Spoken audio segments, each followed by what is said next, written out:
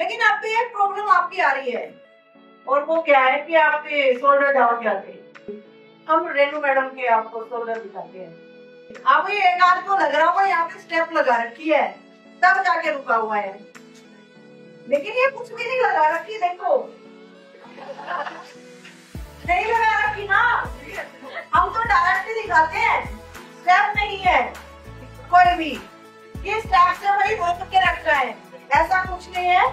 तो यहाँ पे बिल्कुल भी स्टेप नहीं है कि जो रोक रखा हो, बहुत ही टाइट करके उतारा है मैंने यहाँ से, जैसे कि इस तरीके से मैंने ऊपर से उठा के फिर उतारा, वरना जाएंगे नहीं। शोल्डर देखो ये ऐसा क्यों है, वो चीज समझ लो आप।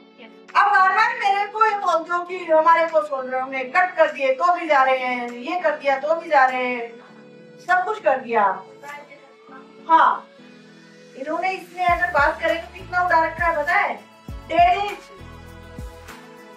इतना बड़ा नेक था, लेकिन जब मैंने एक चीज बोली आपको कि हमारे पास सॉल्यूशन ही ये है कि उड़ाने से रुक रहा है, तो भाई जहाँ पे 1.25 इंच उड़ाने से भी नहीं रुक रहा तो उसको और उड़ा दो ना, है ना। जब इतना बड़ा नेक था, इन्होंने ट्राई करके नहीं देखा भी, पहले ट्राई करती हूँ जा रहा है या फिर पहन के देखो, नहीं।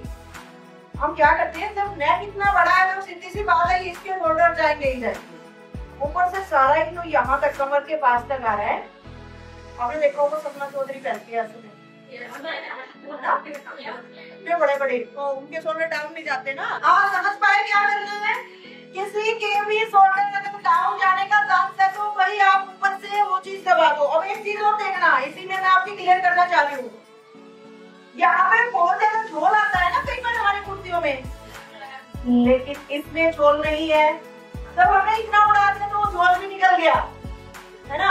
जब हम यहाँ से उठाते हैं तो निकल गया, क्योंकि ब्लाउज का पीस तो हम छोटा ले लेते हैं, ब्लाउज वाला पीस तो हम छोटा ले लेते हैं बैक से, क्योंकि फ्रंट में तो उभार होता है, बैक में उभार नहीं होता। तो बैक का 13 का लेते हैं तो फ्रंट का 15 का लेते हैं, ऐसा कुछ होता है ना ब्लाउज में। लेकिन कुर्ती में तो हम ऐसा भी नहीं कर सकते, क्योंकि ये अलग अलग पीस नहीं है। तो इसलिए हम क्या करते हैं, यहाँ पे डर्ट डालते हैं, क्योंकि डर्ट मैनिपुलेशन बोला जाता है उसको। उस डर्ट को निकाल के शिफ्ट किया जाता है कहीं पे।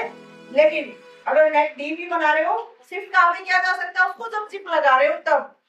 लेकिन इसमें तो जिप भी नहीं लगा रहे हम, तो इतना बड़ा नेक हो तो यहाँ से उड़ाते चलोगे तो वो लूजिंग भी निकल जाती है। अब जब 1.5 इंच उड़ा लिया है तो एक चीज और दिखाते हैं कि लेंथ में तो दिक्कत नहीं आ रही। तो देखिए लेंथ में कोई दिक्कत नहीं है, समझ रहे हो। तो मुझे नहीं लगता अब आखिर की क्लासों तक आपका कोई डाउट रहना चाहिए। रहेगी अरे वो नहीं बढ़ा है, वो कम वो है, लेकिन टाइट नहीं है। देखो ना एक बार ये चीज और दिखा के जाओ, क्योंकि जब जा रहे हैं तो सारे डाउट क्लियर करें। कई कई स्टूडेंट्स कहते हैं ना कि हमारा जो आर्म होल है फ्रंट में डर्ट भी नहीं है, फ्रंट में हम वो देते हैं ना एक डर्ट डाल देगी लूजिंग वगैरह निकल जाएगी। तो हालांकि हल्की सी फ्रंट में तो भले ही आ रही हो, वो भी हल्की सी, ये क्योंकि फैब्रिक एक्स्ट्रा होता है। आर्म होल अगर पूरा पूरा आपने माप के ले लिया है तो डर्ट आएगी नहीं, या किस होल वगैरह आएगा नहीं आएगा, तो बस यहाँ से हल्का सा, क्योंकि फैब्रिक नहीं कटा बैक से। बैक से जब एक आध स्टूडेंट बोलता है कि जब हम यहाँ से लेते हैं तो क्या हमारा आर्म होल टाइट नहीं हो जाएगा, जब हम 1.5 इंच काट देंगे तो छोटा हो जाएगा आर्म होल, क्या इसका लग रहा है? नहीं होता, बिल्कुल नहीं होता, क्योंकि नेक डीप है तो वो ऑटोमेटिक अपनी जगह बना लेता है। और साइड सिम को भी देखोगे ना तो वहीं पे जा रही है, ये नहीं कि साइड सिम यहाँ पे आ गई होगी, नहीं है ना। और ज्वाइंट भी सेम देख सकते हो आप, इस साइड इस सिम से आगे ही है, बैक में नहीं आया हुआ है कि आर्म होल को पूरा करने के लिए वो पीछे आएगी।